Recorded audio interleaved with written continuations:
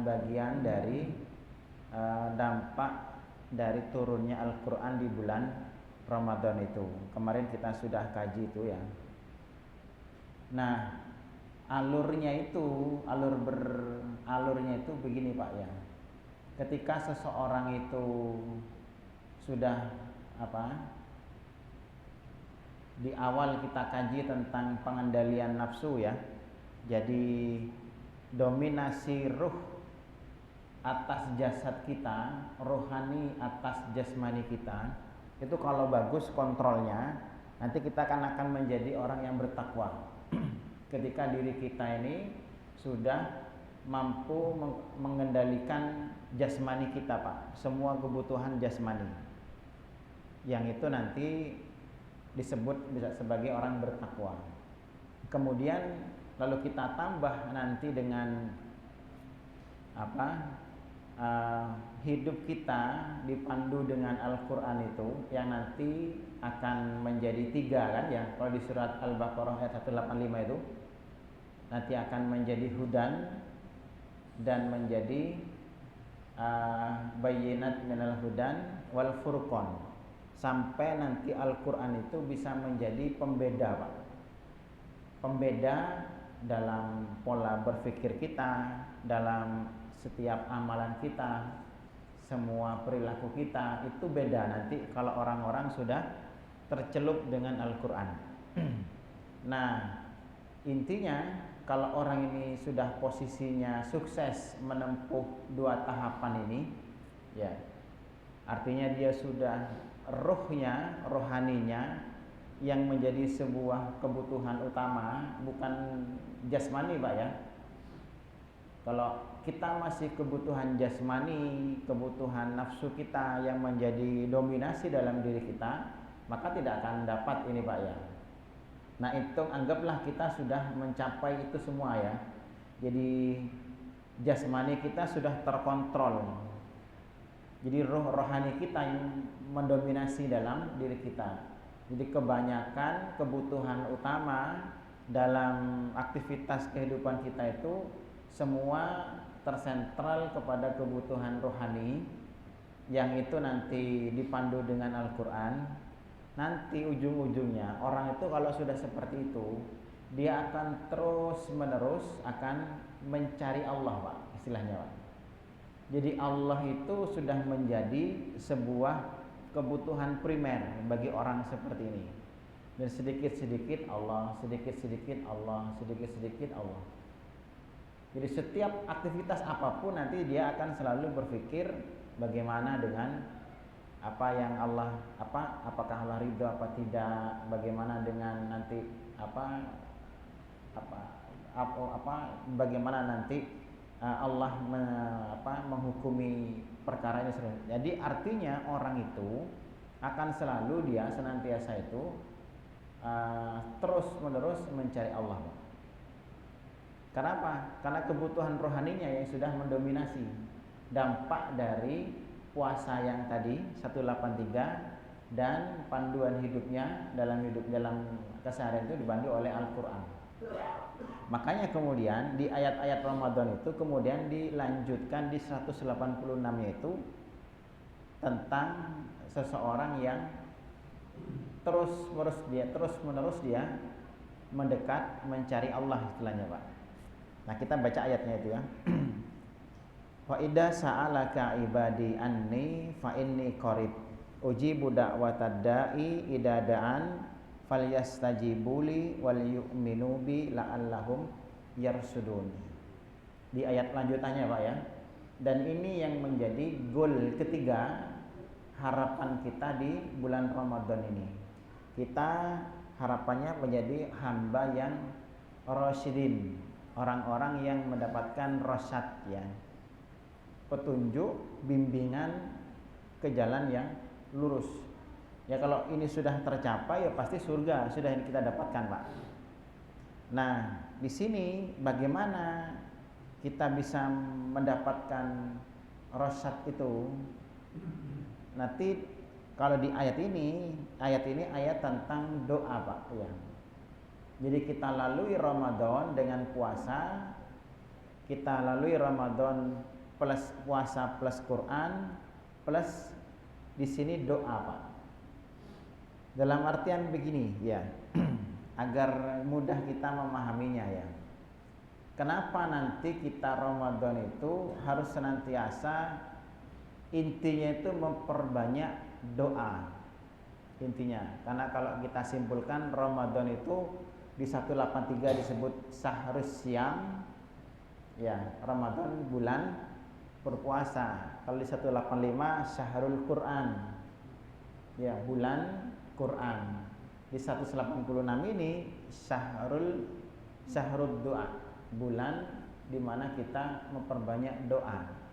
Lalu dari mana doa ini bisa membimbing kita? Dan apa yang istimewa dari doa di bulan Ramadan itu? Kan gitu yang menjadi PR-nya, Pak, yang harus kita bongkar ya. Nah, coba kalau kita lihat di ayat, munasabah ayatnya dengan sebelumnya kayak tadi ya. Jadi ketika kita jasmani kita sudah mampu dikendalikan oleh rohani kita dan kita menjadi pribadi yang takwa, pribadi yang syakur, maka tidak bisa tidak, Pak. Ini menjadi sebuah standar ya.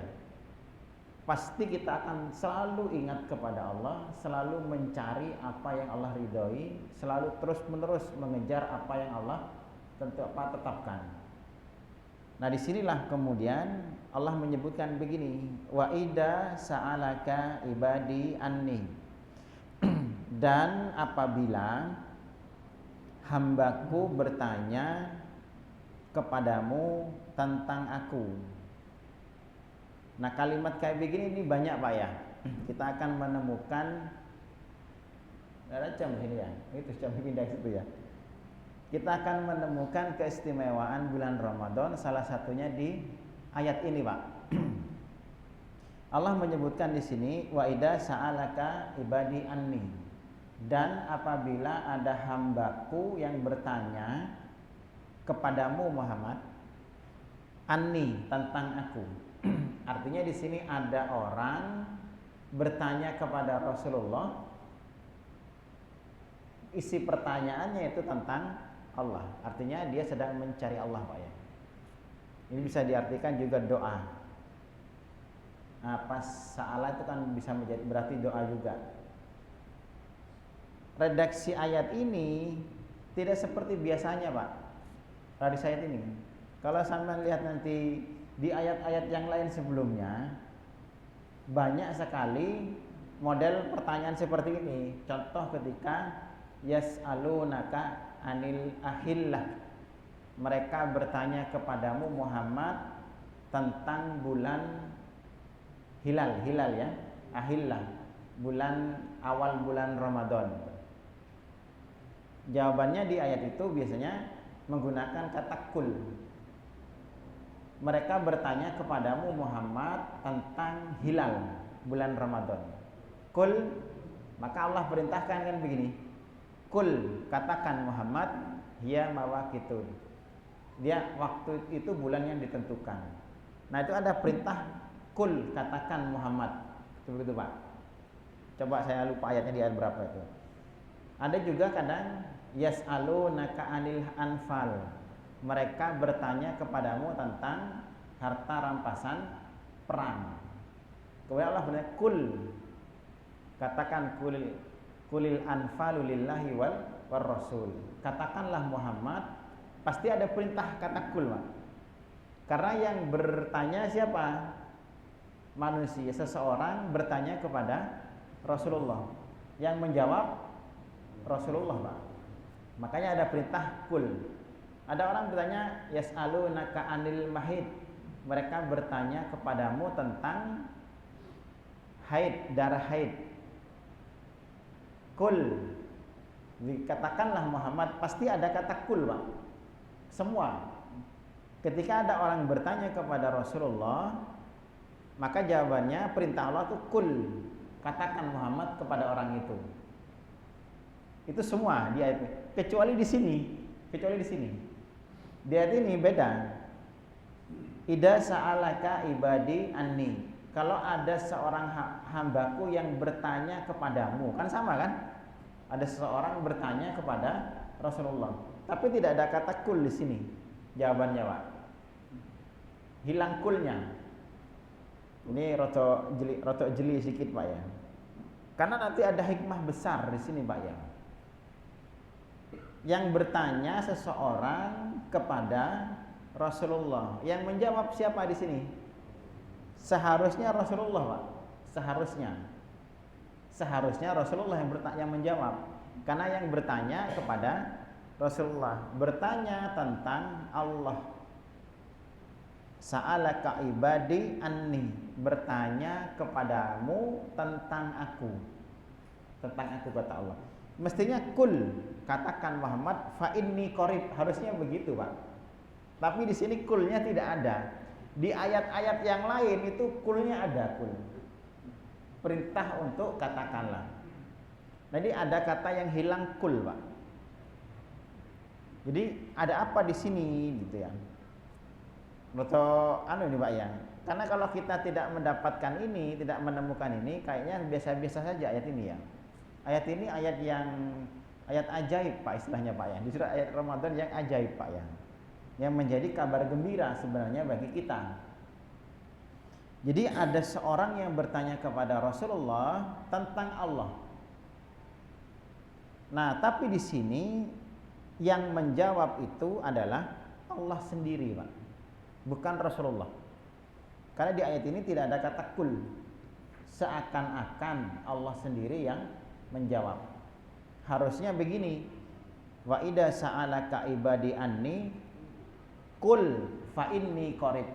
Harusnya begitu, Pak. Kalau diterjemahan kan ada. Terjemahnya begini kan? Apabila ada hambaku yang bertanya kepadamu tentang aku, maka jawablah, ya kan? Ada kata jawablah dalam kurung. Itu tambahan penterjemah, Pak ya. Kalau di teks Arabnya tidak ada jawablah. Karena tidak ada kata kulnya, hilang kulnya. Nah, di situ artinya langsung fa inni qarib, maka sesungguhnya aku dekat. Ya, aku selalu dekat itu sifat ya, kata qarib itu.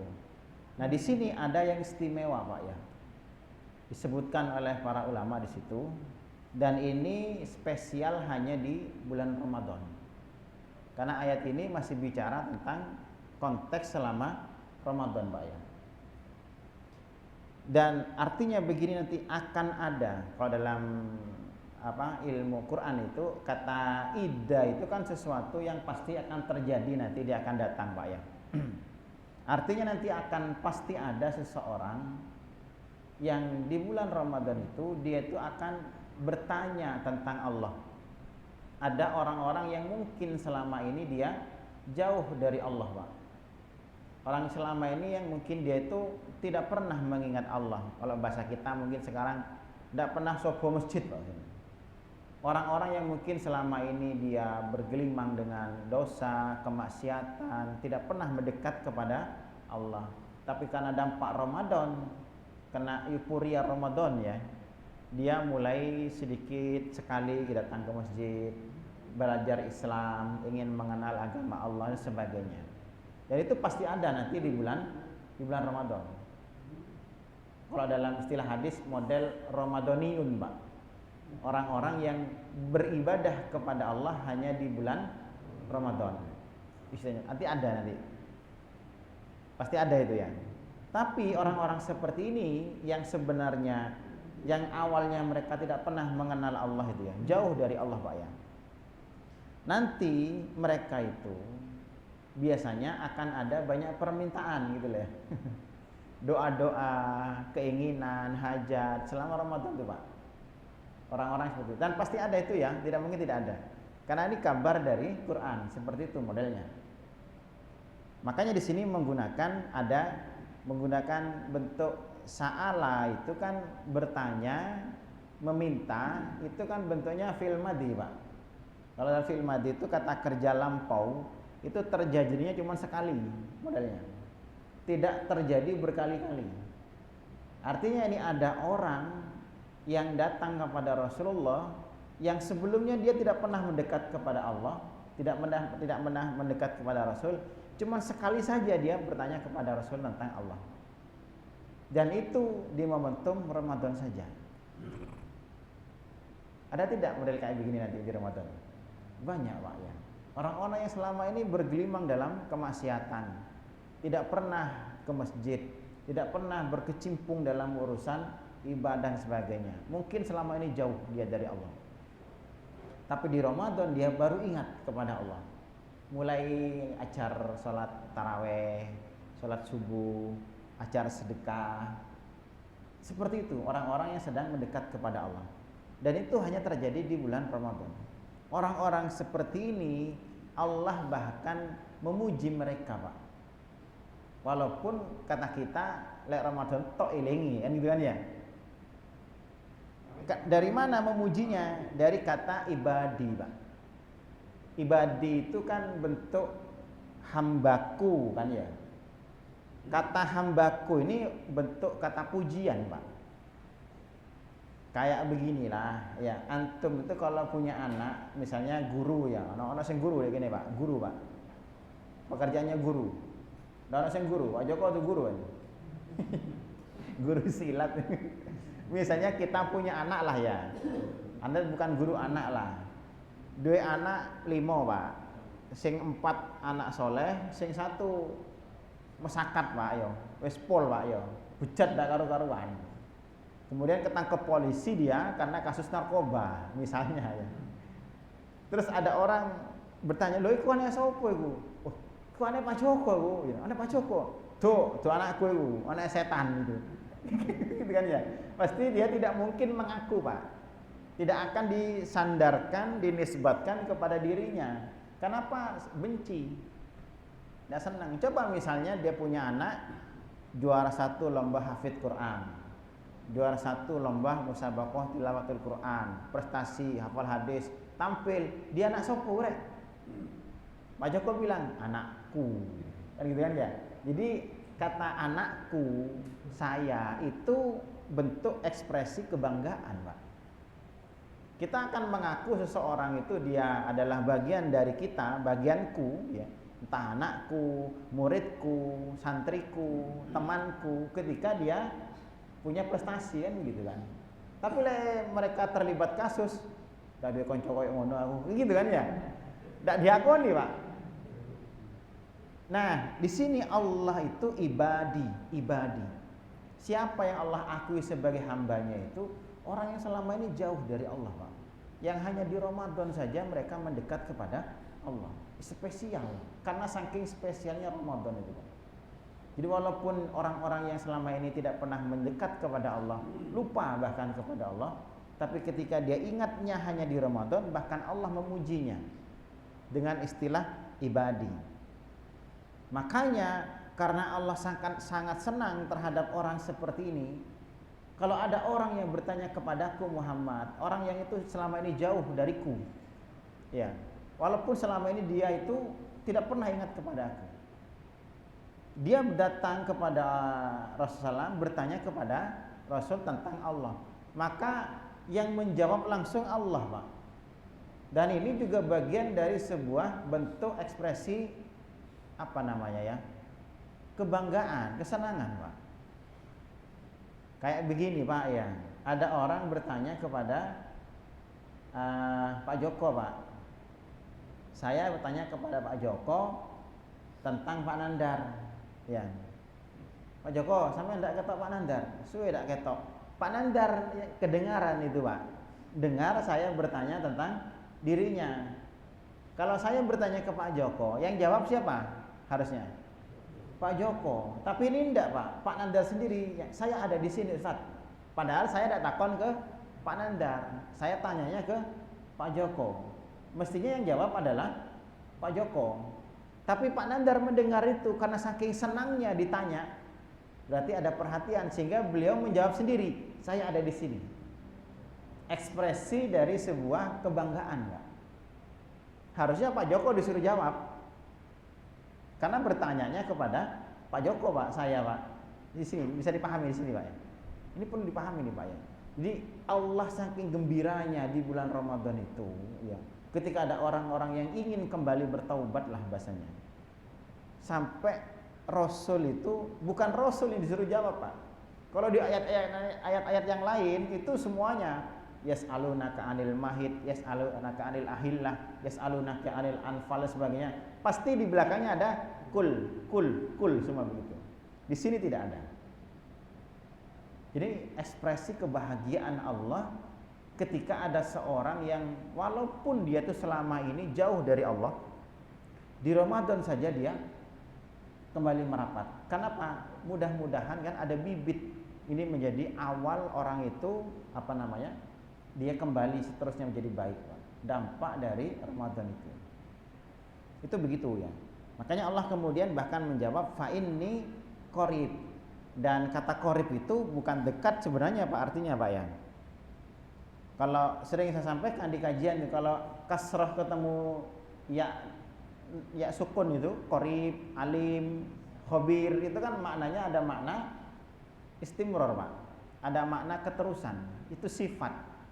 Jadi artinya begini kalau diterjemahkan, katakanlah Muhammad fa inni qarib, sesungguhnya saya selalu dekat. Jadi bukan hanya dekatnya sekali, bukan, tapi saya selalu senantiasa dekat. Dekat dengan siapa? Dekat dengan orang itu, Pak. Orang itu yang selama ini jauh dia dari Allah Subhanahu wa taala. Spesial ini Pak, ayat ini Pak. Ini menjadi harapan di bulan Ramadan itu. Makanya kalau kita menyanyiakan sesuatu yang ada di Ramadan itu merugi kita Pak ya. Kemudian Allah menyampaikan begini, ujibu da'watad da'i idadaan. Ujibu da'watad da'i idadaan. Aku mengabulkan da'watad da'i idadaan. Permintaan orang-orang yang meminta ketika dia meminta. Ini kalimatnya begitu terjemahannya ya. Aku mengabulkan permohonan orang yang berdoa apabila ia memohon kepadaku. Idadaan. Dan ini juga spesial Pak, saya sering sampaikan di sini ya. Di bulan Ramadan itu kenapa menjadi bulan terkenal dengan syahrul doa, bulan doa? Karena doa-doa di bulan Ramadan itu mustajab Pak. Di sini Allah menyampaikan ujibu, saya mengabulkan, ajaba itu kan, saya mengabulkan dakwatad da'i, permintaan orang-orang yang meminta. Ujibu itu, dan Allah mengabulkan doa itu menggunakan istilah ijabah dan kadang juga menggunakan istilah istijabah Pak. Ada dua versi ya. Ada versi ijabah, ada versi istijabah. Ada ijabah, ada istijabah. Apa bedanya? Bedanya situ. Kalau ijabah itu langsung, Pak. Jadi tidak ada jeda waktu. Cepat. Makanya disebut dengan ijab qabul yang sering sampaikan itu ya. Ijab qabul tidak ada orang ijab qabul itu saya nikahkan Anda dengan putri saya nama ini, mas kawin sekian. Pak, tak pikir-pikir di saya. Setelah 10 menit saya terima nikahnya. Itu tidak sah, Pak. Kenapa? Karena harus langsung, ya kan? Ketika dengan mas kawin sekian, saya terima nikahnya kan begitu. Karena ada ijab. Ijab itu sesuatu yang cepat, langsung. Nah, ujibu, saya mengabulkan, itu langsung kata Allah. Yang dikabulkan apa? Dakwatad da'i. Dakwatun itu, dakwah itu kan doa Pak ya.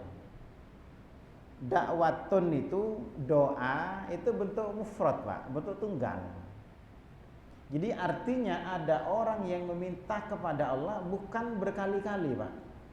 Ada orang berdoa ya karena namanya ini orang-orang yang sebelumnya jauh dari Allah ya. Hanya di Ramadan saja dia mengenal Allah, baru ingat kepada Allah di bulan Ramadan, dan ditambah lagi dia dungone juga tidak setiap hari Pak. Hanya sekali dia berdoa. Dakwatun itu kan Kalau banyak da'awat Pak ya. Kalau banyak doa, kalau ini doa satu doa. Dai orangnya kalau satu, kalau banyak doa jadinya. Nah, orangnya ini berdoa cuman sekali kepada Allah. Ada orang berdoa sekali.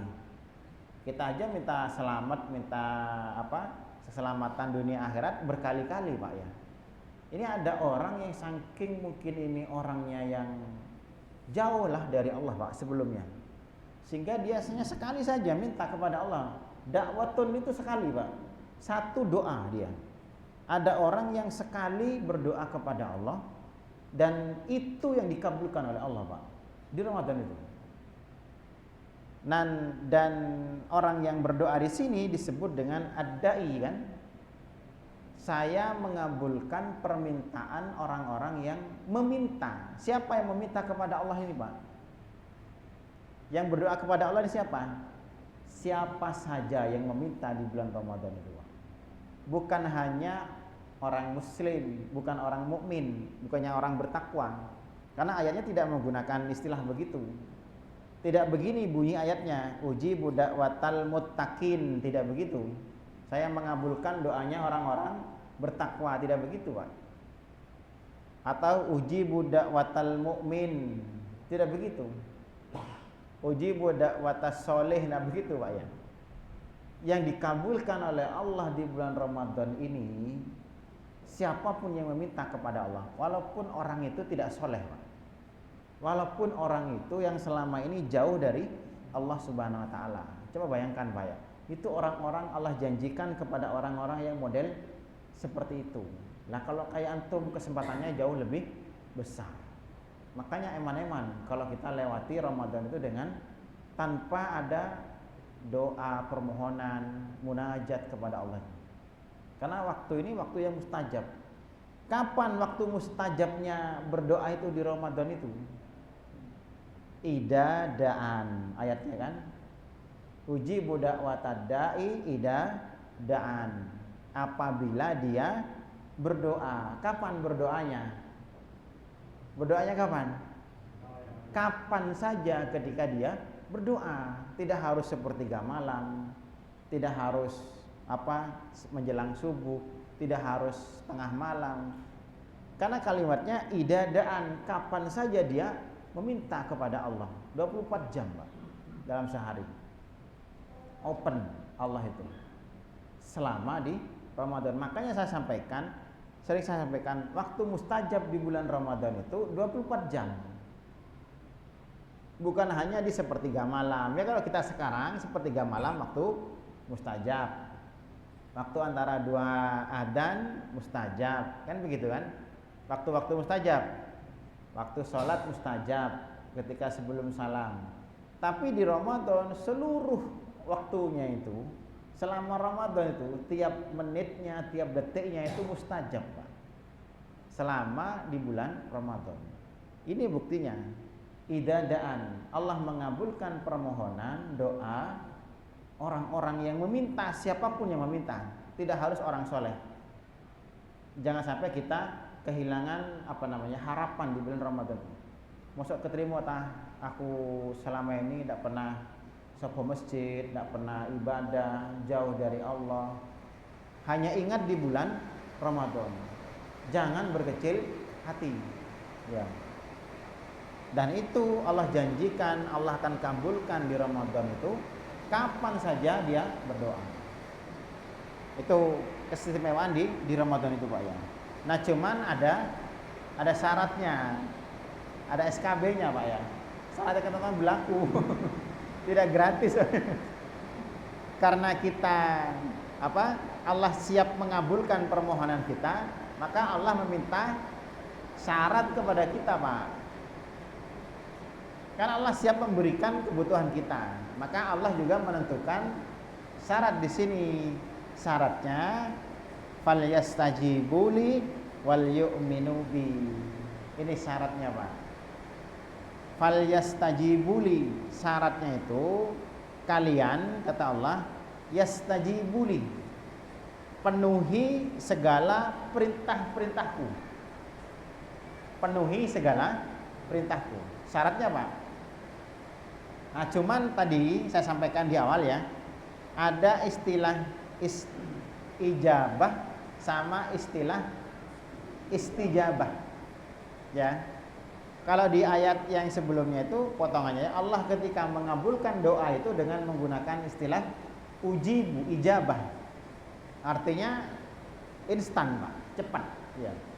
Tapi di sini Allah perintahkan untuk ketika menjalankan perintah-perintahnya itu menggunakan istilah falyastajibuli, menggunakan istilah istijabah.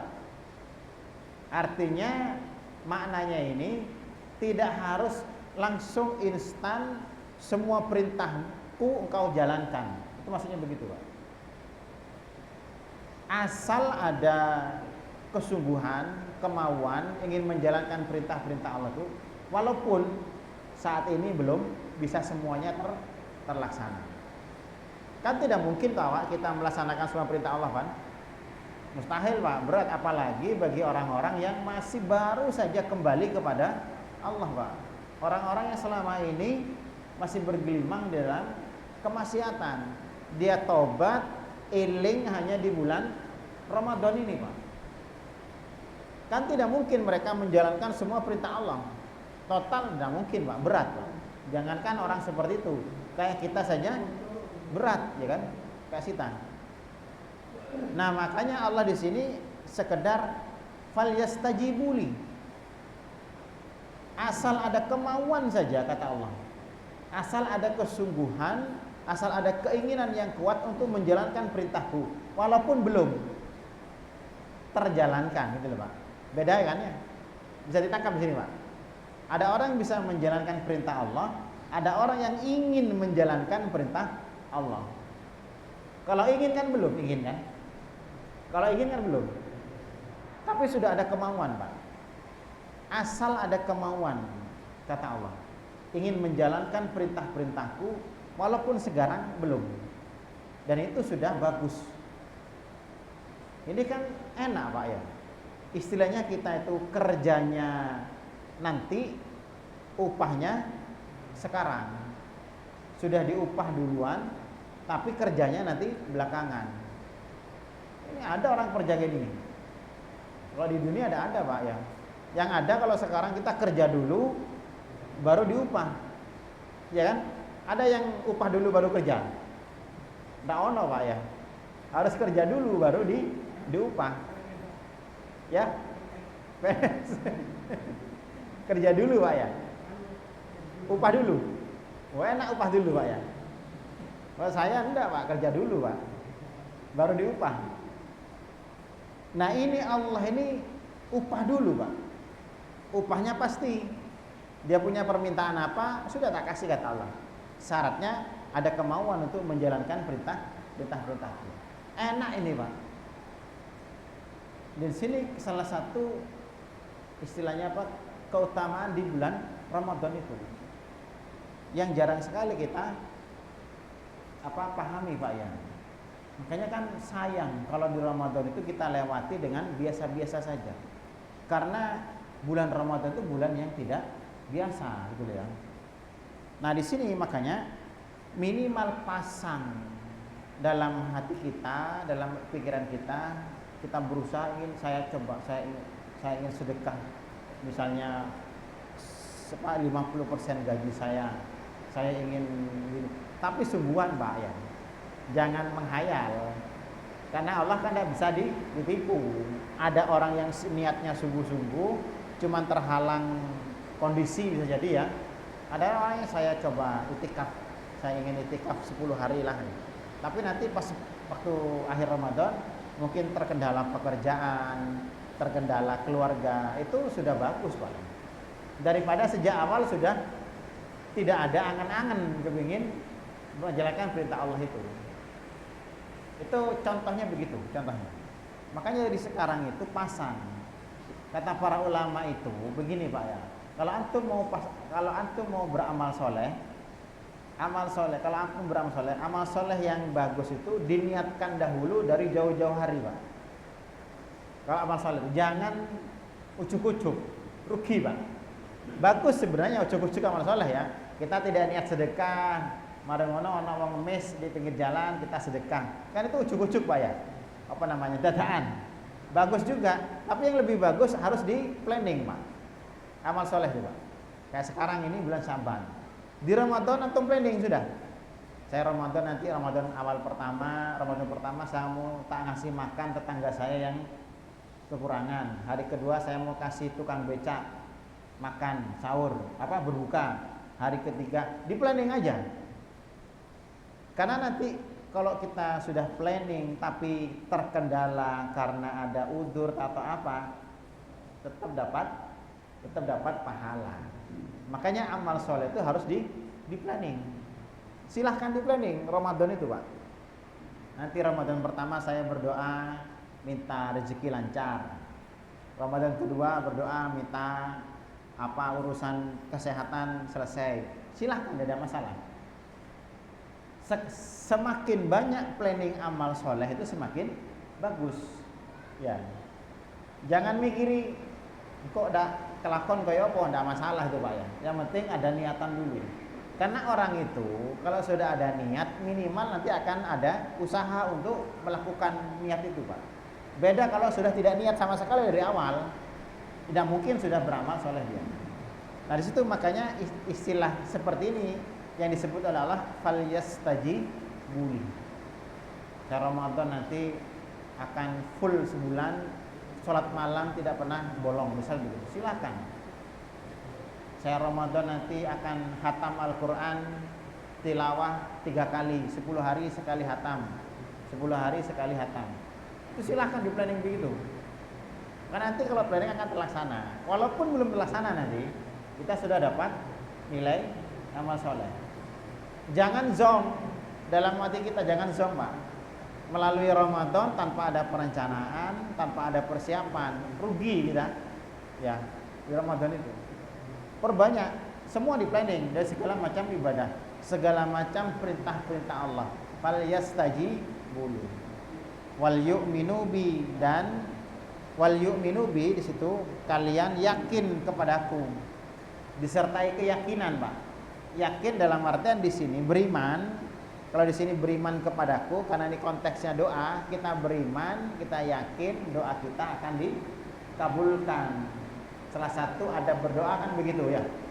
Kita berdoa kepada Allah, meminta disertai dengan keyakinan doa akan dikabulkan. Insya Allah terkabul. Nah, la'allahum yarsudun. Di sini apa namanya? Terlalu keras ya. Di sini nanti goalnya apa? Mudah-mudahan kalian mendapatkan rasyad, petunjuk, bimbingan ke jalan yang lurus. Karena begini, kalau orang itu berdoa dalam setiap aktivitasnya, Pak. Ketika mau keluar rumah doa, ketika mau kerja doa, ketika mau transaksi bisnis doa, ketika naik sepeda motor doa, naik mobil doa, kemana saja setiap saat, setiap bergerak dia sertai dengan doa. Doa itu kan nyambung dengan Allah, Pak, ya kan? Kalau nyambung dengan Allah dalam setiap aktivitas kita, misalnya begini, Pak, misalnya kita mau naik sepeda motor, kemudian kita berdoa naik sepeda motor ya, kan doa itu nyambung dengan Allah, Pak. Ya, ketika kita nyambung dengan Allah, maka ketika kita naik sepeda motor itu, yang asalnya mau maksiat urung, Pak. Kenapa? Nyambung dengan Allah masalahnya. Atau misalnya ketika antum keluar rumah ya, ketika keluar rumah doa, ketika doakan itu nyambung dengan Allah. Antum kan ingat Allah tuh, Pak. Ya, ketika ingat Allah itu tidak mungkin antum keluar rumah pergi ke tempat maksiat. Karena selalu tersambung dengan Allah, Pak. Dalam transaksi misalnya, ketika antum bisnis jual beli misalnya, ketika jual beli masuk pasar antum doa, masuk pasar ada doanya kan ya. Ketika masuk pasar doa, ketika di dalam pasar antum itu sedang nyambung dengan Allah, Pak. Sinyalnya kuat bahasanya. Ketika nyambung dengan Allah itu, ketika maksiat pasti eling, Pak, itu, Pak. Aduh, kan haram nih, tidak oleh. Artinya antum terjaga, nanti selalu terjaga dari perbuatan yang menyimpang. Apapun aktivitas antum di dunia ini, mulai dari bangun tidur sampai tidur lagi, kalau itu terus-menerus diperbanyak dengan doa, selalu nyambung dengan Allah, kira-kira potensi menyimpangnya ada tidak? Tidak ada, Pak. Kenapa kita sekarang banyak terjadi penyimpangan dalam aktivitas kita? Ketika bisnis misalnya, nipu orang. Ketika bicara, dusta. Ketika bekerja, kita curang dan sebagainya, tidak mana. Kenapa begitu? Karena kita tidak nyambung dengan Allah, Pak. Karena kita tidak terhubung dengan Allah. Lupa. Orang ketika maksiat itu lupa kepada Allah. Nah, ketika kita perbanyak doa di Ramadan itu, di setiap aktivitas gerakan dalam kehidupan kita, maka akan senantiasa terjaga kita dari penyimpangan. Saat itulah kita disebut orang-orang yang sedang berada di atas jalan yang lurus, ar-rasyad itu, Pak. Nah, kalau jalannya lurus tentu sampai ke tujuan. Kalau menyimpang tidak sampai ke tujuan. Itu maksudnya di Ramadan itu. Makanya Ramadan itu harus disertai dengan perbanyak doa. Salah satunya. Makanya aktivitas yang paling utama ya Ramadan, selain berzikir, tasbih, tahmidnya juga adalah doa istrinya di bulan Ramadan itu. Bulan doa. Rugi kalau kita tidak banyak berdoa di Ramadan. Doa apa saja lah, Pak ya. Mau minta dunia silahkan. Mau minta akhirat, minta dunia, minta urusan yang remeh-temeh sekalipun tidak ada masalah di Ramadan. Dan semuanya antum harus disertai dengan keyakinan ini mustajab. Kalau kita sedang sakit masalah kesehatan, minta diberikan kesehatan dan sebagainya. Kalau kita punya masalah ekonomi, keuangan, silakan. Urusan dunia, jangan malu minta kepada Allah, Pak. Jangan bilang begini, saya malu kalau minta urusan dunia. Itu kan terlalu sombong, Pak ya. Kata Rasulullah itu walaupun urusan tali sandal, kita juga diperintahkan untuk berdoa. Kan tidak bisa kita itu tanpa bantuan dari Allah melakukan apapun aktivitas di dunia ini, Pak ya. Terlebih lagi tentu yang lebih banyak adalah kita minta kepada Allah urusan keselamatan kita nanti di akhirat. Itu yang memang lebih utama, Pak ya. Tapi jangan mengenyampingkan istilahnya itu kebutuhan kita, hajat kita di dunia. Dan itu di Ramadan. Nah, kalau seperti itu kita nanti akan mendapatkan rosyad, ya. Petunjuk, bimbingan, irsyad gitu kan ya. Ke jalan yang lurus. Itu begitu. Ini istimewanya di Ramadan. Jadi ada 3 sebenarnya goal di Ramadan itu yang harus kita capai ya. Ada takwa, ada syukur, ada rosyad itu, Pak, yang harus kita raih di bulan Ramadan. Itu kira-kira yang perlu kita sekedar untuk pembekalan Ramadan ya. Agar kita nanti di Ramadan itu bisa melewati tidak dengan biasa-biasa. Intinya kalau di 183 kita fokus kepada urusan ruhiyah kita, kurangi urusan jasad, kebutuhan jasad ya, urusan makan, minum, istirahat, tidur. Yang kemarin 2 minggu yang pekan yang lalu ya kita bahas ya. Yang pertama, yang kedua, perbanyak interaksi kita dengan Al-Qur'an, membacanya, mentadaburinya, mempelajarinya. Yang paling tinggi adalah berusaha untuk menjadikan Al-Furqan sudah lebih kepada amal, Pak. Yang ketiga, kita lewati ke Ramadan itu dengan perbanyak doa. Karena momentum memang Allah buka selebar-lebarnya itu. Ini hanya open selama Ramadan, Pak.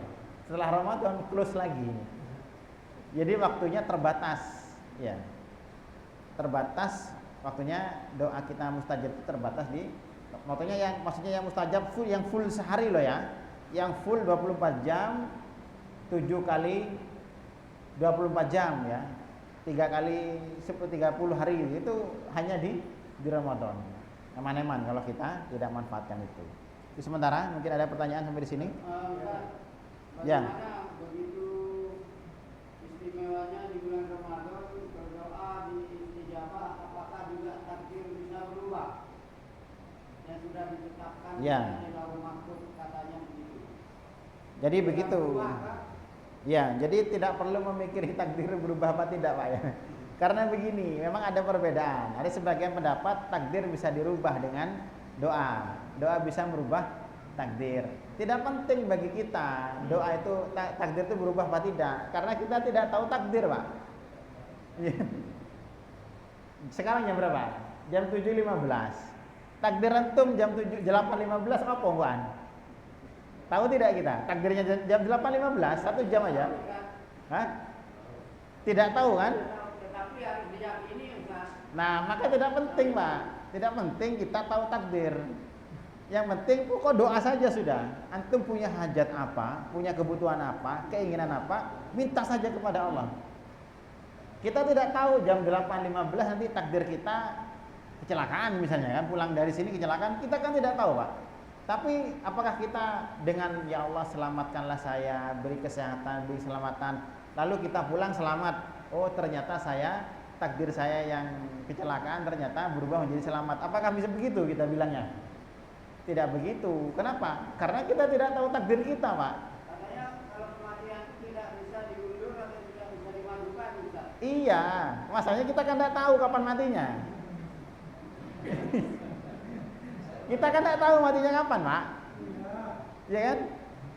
Ketika kita tidak tahu matinya kapan, mana tahu kita berubah apa tidak? Ya kan? Kayak begini nih, HP ini ya. HP ini madep kemana, Pak? Madep ke depan, madep ke belakang. Antum kan tidak tahu kan? Kan tidak tahu, mau saya rubah-rubah kan terserah saya kan. Kecuali begini, HP ini madep kemana? Madep ke atas ya. Terus saya begini, saya rubah. Oh, berarti antum tahu HP-nya dirubah, madep ke belakang. Tapi kalau begini, sekarang madep ke depan atau ke belakang? Tidak tahu kan? Tidak perlu dipikiri kalau tidak tahu. Yang penting kita punya kebutuhan apa, punya keinginan apa, doa saja. Mungkin bisa terjadi berubah. Tidak penting berubah apa tidaknya, Pak ya. Berubah terus kan. Berubah itu karena kita tahu posisi asal, ya kan? Kita bisa mengatakan sesuatu itu berubah karena kita tahu posisi sebelumnya, betul tidak? Ya kan? Kalau kita tidak tahu posisi sebelumnya, mana bisa kita mengatakan itu berubah, Pak? Ya kan? Jadi tak penting, jangan mikir takdir kita kayak apa nanti. Yang penting sekarang saya kepingin begini ya Allah. Saya butuh begini, saya minta ini. Silahkan minta sebanyak-banyaknya di Ramadan. Minta sehat, minta kaya, minta selamat, minta masuk surga. Silahkan semuanya. Tidak usah mikiri takdir saya ternyata sakit. Tak penting, Pak ya. Karena kita tidak tahu takdir kita seperti apa. Itu begitu ya. Yang lain, ya Pak.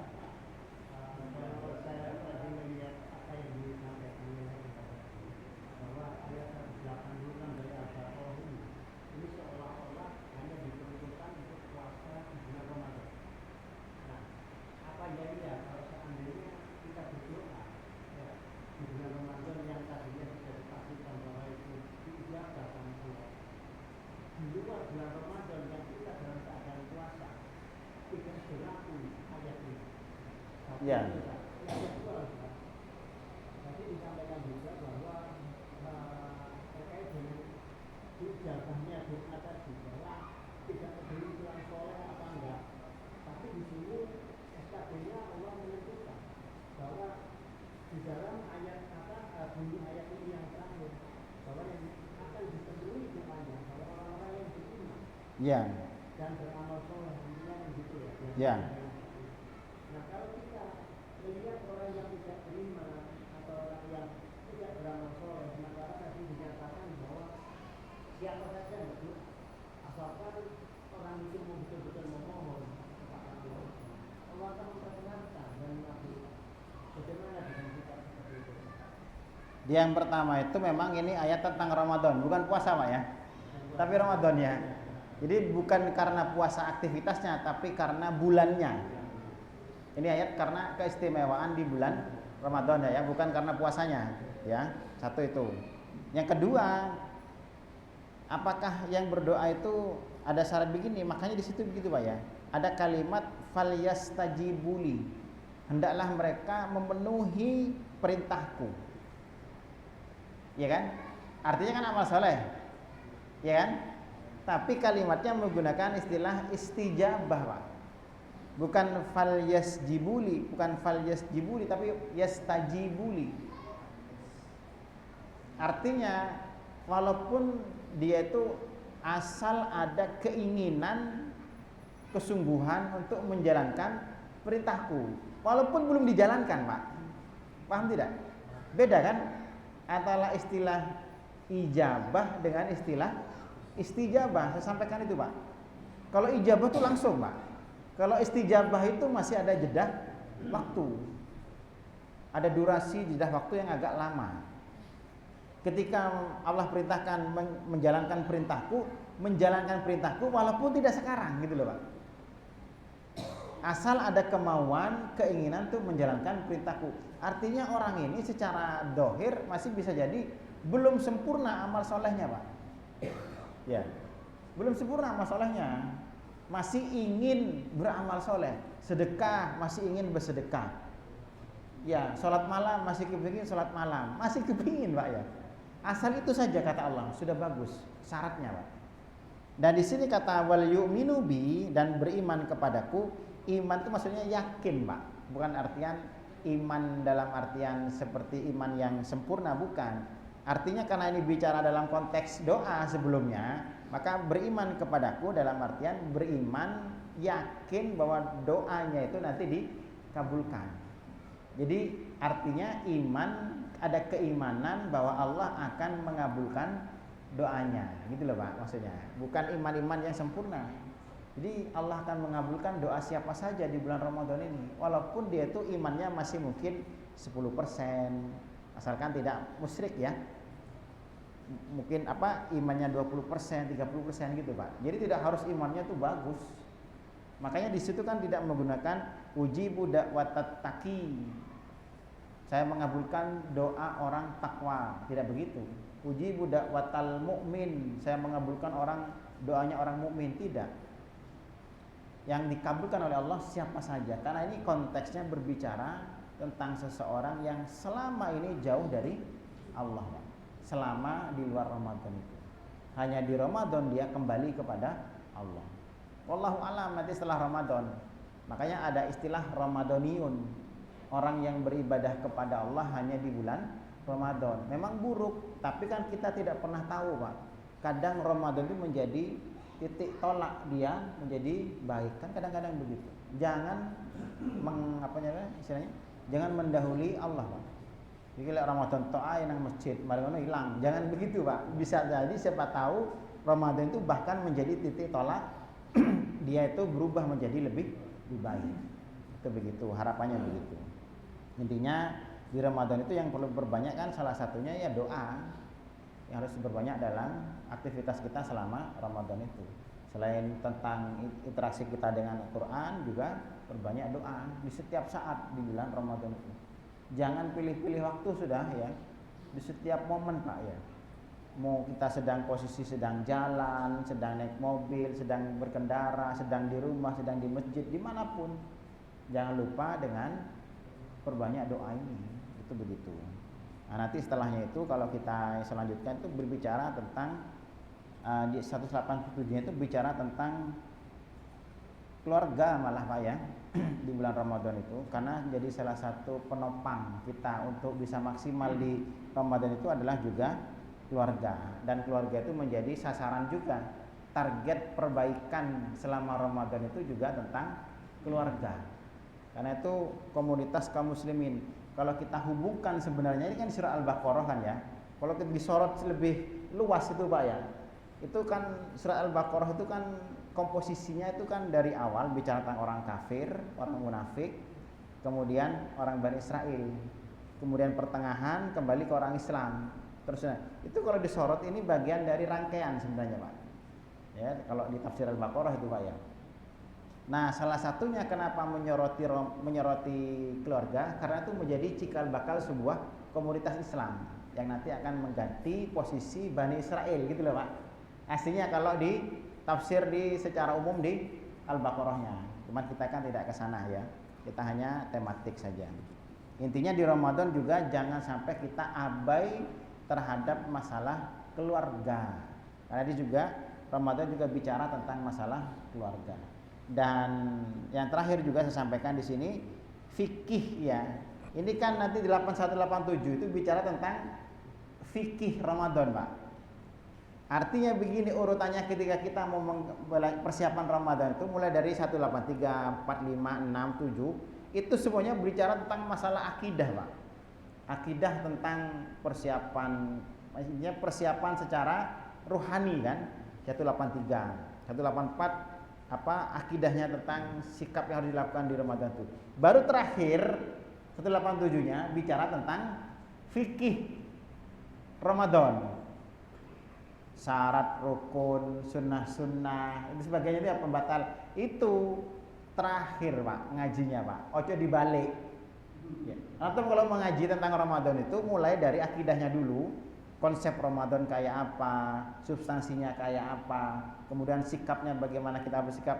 Setelah itu selesai, baru selesai ngaji fikihnya. Urutannya Quran begitu Pak. Syaratnya apa, rukunnya apa, sunnah-sunnahnya apa, afdoliyahnya apa, silahkan dikaji itu. Sesuai dengan urutan Allah mengajarkan kita tentang Ramadan itu. Jangan dibalik, kalau kita dibalik nanti ompong Ramadannya. Sebelum ngaji tentang akidah Ramadan, kita ngaji fikih Ramadan. Akhirnya ompong, Pak. Dalam artian kita tidak ada ruh Ramadannya dalam diri kita.